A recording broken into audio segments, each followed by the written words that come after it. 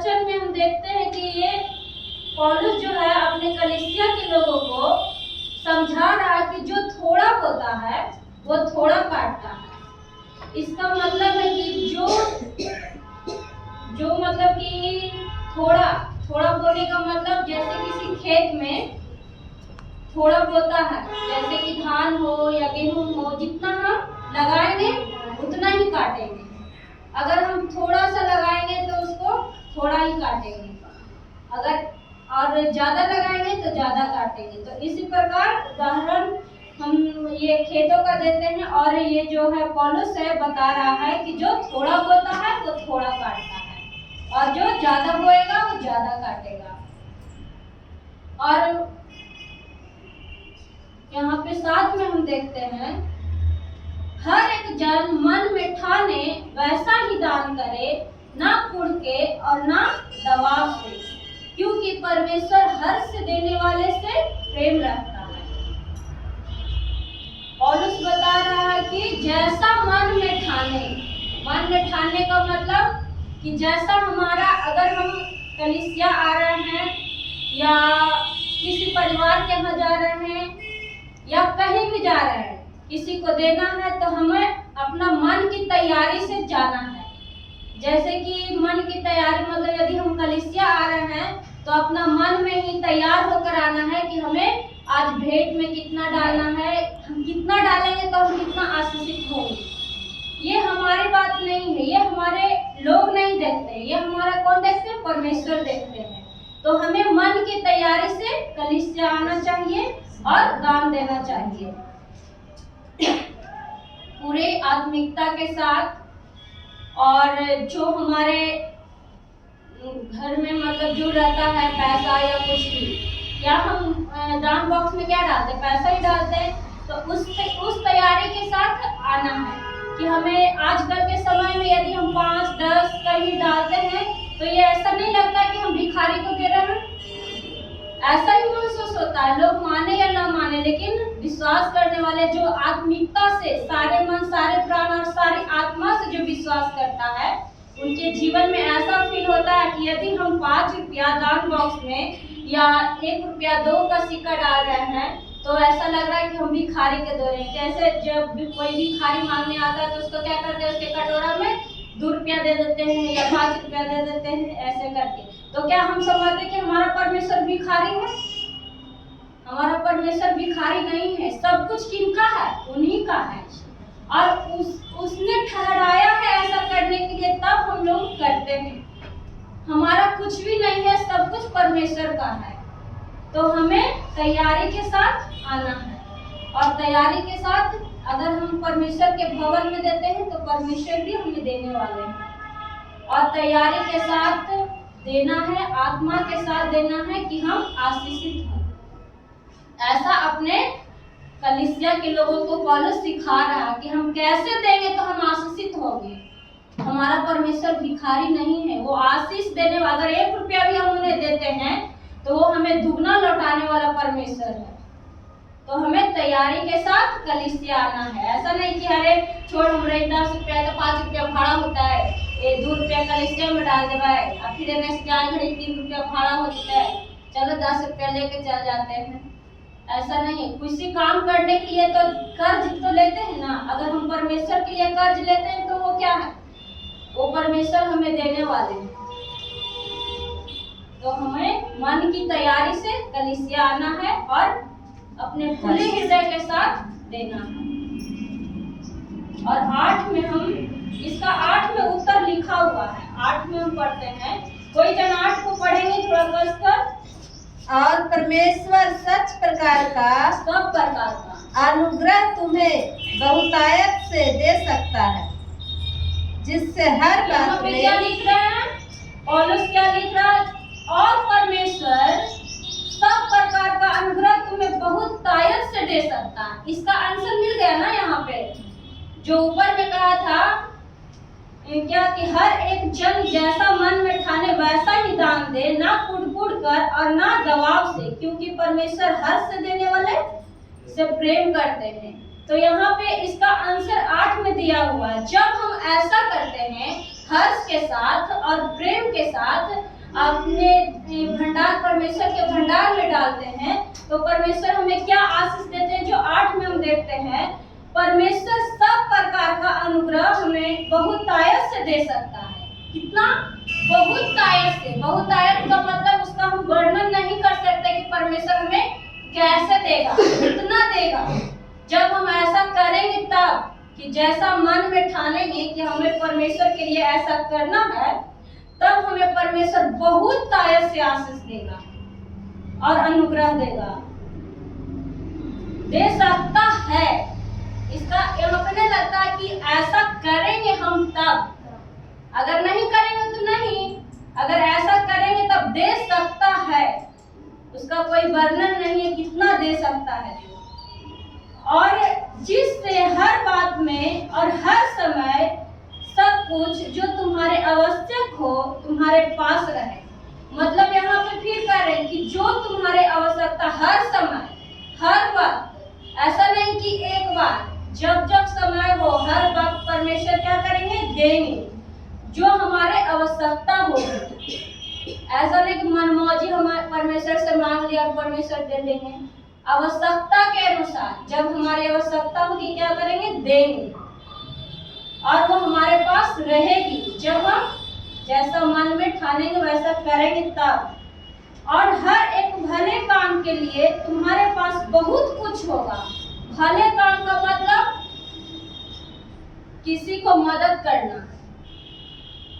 किसी को मदद करना मतलब कोई किसी के पास कुछ नहीं है, कुछ नहीं है तो मतलब नहीं, जैसे कि कोई लाचार है, उन्हें जरूरत है, अभी हमें पढ़ाई में जरूरत है, हमारे घर में खाने के लिए नहीं है, उससे हम अगर मदद कर रहे हैं तो उस भले काम के लिए क्या करेंगे, परमेश्वर हमें देंगे। हर भले काम के लिए तुम्हारे पास बहुत होगा जैसा लिखा है। और 9 पढ़ेंगे। जैसा लिखा है उसने बिखराया, उसने बिखराया नहीं, बिखेरा, बिखेरा, उसने कंगालों को दान दिया, उसका धर्म सदा बना रहेगा। 9 में यहाँ पे पौलुस कर रहा बिखेरना। बिखेरना का मतलब हर कार्य के लिए दान देना। बिखेरना मतलब हर कार्य के लिए, जैसे कि कहीं भी अपने घर परिवार या कहीं शादी बर्थडे पार्टी या कुछ भी होता है तो गिफ्ट देना, शादी में गिफ्ट देना, बर्थडे में गिफ्ट देना, बेटी को दान करना, ये क्या हो गया, बिखेरना हो गया। ये एक आशा लगा के बिखेरते हैं ना कि मतलब कि हम आज देंगे तो हमारे भी बच्चे को मिलेगा। हम जब हम अपने बेटी को शादी करेंगे तो हमें भी, हमारे बेटी को भी दान करेगा। ऐसा करके सब लोग करते हैं ना। तो ऐसा ही है इसमें पौलुस राजा कह रहा है कि बिखेरना। बिखेरना मतलब हर कार्य के लिए दान देना। जब वो कलीसिया में ये सिखा रहा पौलुस राजा कि कलीसिया में जब लोग पीछे थे इन कार्यों में, तब उन्हें बता रहा कि बिखेरना क्या है। जब कलीसिया में जो भी कार्य रखा जाता है, जो भी जैसा प्रोग्राम दान देना या कुछ भी प्रोग्राम किया जाता है तो उस कार्य के लिए हाथ बटाना। तो हर कार्य में बिखेरना और जरूरतमंद कार्यों में मदद करना और कंगाल को देना, यानी जरूरतमंद के कार्यों में मदद करना। कंगाल का मतलब ये नहीं है कि एकदम कंगाल भिखारी जो रहता है वो देखने का भिखारी रहता है। ऐसा नहीं कि वो भिखारी है, कितना लोग देखने का भिखारी रहता है। लेकिन अगर हम देखते हैं तो कंगाल का मतलब ऐसा है कि जरूरतमंद लोगों को कार्य में मदद करना, ये हुआ बिखेरना। तब हम आशीष पाते हैं। और 10 पढ़ेंगे। अतः जो बोने वालों को बीज और भोजन के लिए रोटी देता है वह तुम्हें बीज देगा और उसे फलवंत करेगा और तुम्हारे धर्म के फलों को बढ़ाएगा। यहाँ पे हम देखते हैं 10 में, अतः जो बोने वालों को बीज और भोजन के लिए रोटी देता है। ये बोने वाला कौन है? जो बोने वाले को बीज और भोजन के लिए रोटी देता। बोने वाले का मतलब पास्टर, जो वचन कौन सुनाता है? कलीसिया में प्रचार कौन करता है? उसी के द्वारा वचन बोया जाता है ना। परमेश्वर क्या कहते हैं कि तुम बो दो, उसे फलवंत करना किसका काम है? परमेश्वर का। तो पास्टर क्या करते हैं? बोते हैं परमेश्वर का वचन को, और परमेश्वर उसे फलवंत करते हैं। तो यहाँ पे इस वचन के अनुसार अगर हम समझें तो यहाँ पे पास्टर के बारे में दिया हुआ है कि अतः जो बोने वाले को बीज और भोजन के लिए रोटी देता है वह तुम्हें बीज देगा।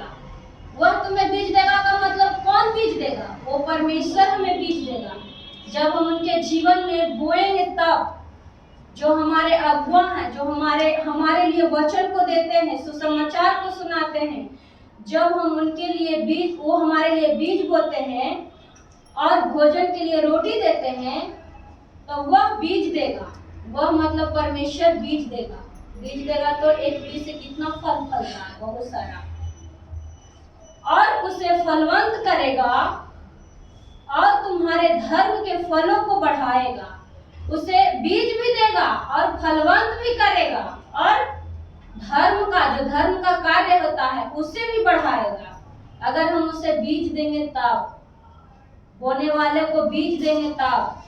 बीज देने का मतलब क्या हो गया? जैसे कि हमारे अगुआ हैं या हमारे बहुत ही आते हैं बाहर से या सिखाने के लिए, या हमारे कलीसिया के मेन रूप से तो हमारे अगुआ ही हो गए। सिखाने के लिए तो बहुत आते जाते रहते हैं, उन्हें भी आदर करना है, लेकिन मेन रूप से हमारे अगुआ हो गए हैं। तो उन्हें बोने का, बीज का मतलब ऐसा नहीं है कि खेत है हमारे पास तो वैसा बीज ला कर देना। बीज देने का मतलब सिखा रहा है कि जो हमारे पास है उनके लिए भी आदर के साथ देना। ये हो गया बीज। तो परमेश्वर हमें फल देगा और उस फल को फलवंत करेगा और बढ़ाएगा भी। तो ये हमारे पास्टर के लिए होता है। 10 वचन है कुरिन्थियों 9:10 जो है, जो हमारे पास्टर के लिए बताता है। और 11 पढ़ेंगे। तुम हर बात में सब प्रकार की उदारता के लिए जो हमारे द्वारा परमेश्वर का धन्यवाद करवाती है, धन्यवान किए जाओ। तुम हर बात में सब प्रकार की उदारता के लिए जो हमारे द्वारा परमेश्वर का धन्यवाद करवाती है, धन्यवाद किए जाओ। धन्यवाद किए जाओ और धनवान बन जाओ। परमेश्वर का क्या करना है? धन्यवाद करना है और धनवान बन जाना है। धन्यवाद करने के द्वारा हम क्या बनेंगे?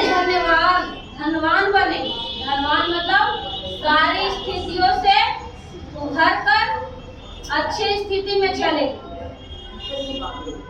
धनवान का मतलब ये नहीं कि हमारे पास बड़ा गाड़ी आ जाएगा, बहुत सारा जमीन हो जाएगा, बहुत सारा एसी बंगला में रहेंगे, ऐसा नहीं। धनवान का मतलब हमारी अच्छी स्थिति हो जाएगी। हम परमेश्वर की निगरानी में तो चलेंगे, लेकिन हमें किसी चीज की घटी ना होगी। खा सकेंगे अच्छे से, पहन सकेंगे अच्छे से, और इस धरती पे चल सकेंगे अच्छे से, और परमेश्वर की महिमा करने वाले बन सकेंगे। तो ये वचन कहता है 11 कि तुम धन्यवाद किए जाओ और धन्यवान बन जाओ।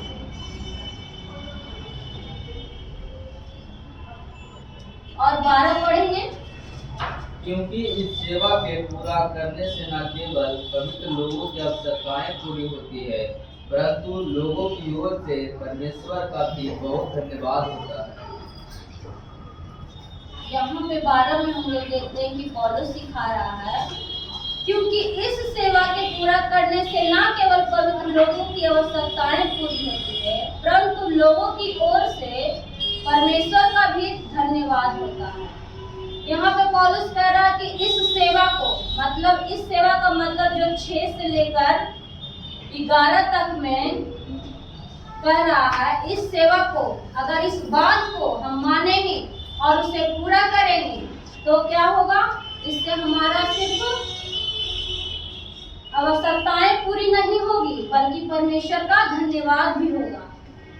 हमारी आवश्यकताएं तो पूरी होगी, लेकिन परमेश्वर की महिमा भी होगी और उनका धन्यवाद भी होगा, अगर हम इन सारी बातों को मानेंगे और करेंगे तब। 13 पढ़ेंगे। क्योंकि इस सेवा को प्रमाण स्वीकार करके परमेश्वर की महिमा प्रकट करते हैं कि तुम मसीह के सुसमाचार को मानकर उसके अधीन रहते हो और उनकी और सबकी सहायता करने में उदारता प्रकट करते रहते हो। इस वचन में भी कह रहा है कि इस सेवा को पूरी करने के द्वारा हम क्या करते हैं, प्रमाण को देते हैं। जब हम इन सारी बातों को मानते हैं तो परमेश्वर को प्रमाण देते हैं कि हम इस सेवा को पूरी कर रहे हैं और उनकी बातों को मान रहे हैं और मसीह के सुसमाचार को मानकर उसके अधीन रहते हैं। जब हम इन बातों को पूरा करते हैं 6 से लेके 11 तक में उनके वचनों को मानते हैं, उनके वचनों पे चलते हैं, तो हम परमेश्वर के अधीन हो जाते हैं और उनके अधीन होकर उनकी धन्यवाद करते हैं, उनकी महिमा करते हैं। 14 और वे तुम्हारे लिए प्रार्थना करते हैं और इसलिए कि तुम पर परमेश्वर का बड़ा ही अनुग्रह है, तुम्हारी लालसा करते रहते हैं।